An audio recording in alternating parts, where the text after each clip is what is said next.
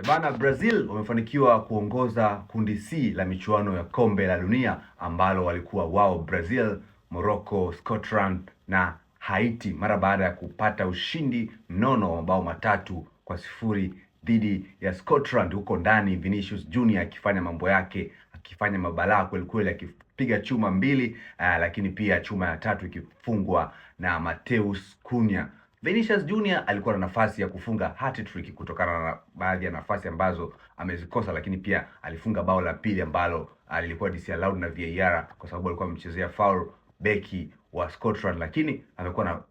top performance katika mchezo ule akifikisha mabao 4 katika michuano ya kombe la dunia katika michezo mitatu ambayo amekwisha kucheza mpaka sasa hivi. Kitu kingine ambacho kimefurahisha sana hususan kwa mashabiki wa Brazil ni kurejea kwa Neymar ambaye alipata nafasi ya kuingia katika kipindi cha pili cha mchezo huo. Kumbuka kwamba Neymar alikuwa na majeraha na kuweza kushiriki katika michezo miwili ile ya kombe la dunia, lakini Brazil wamekuwa na kiwango kizuri katika ule mchezo na sasa wanaongoza kundi na wanasubiria sasa mpinzani wake katika hatua ya 32 bora ya michuano ya kombe la dunia.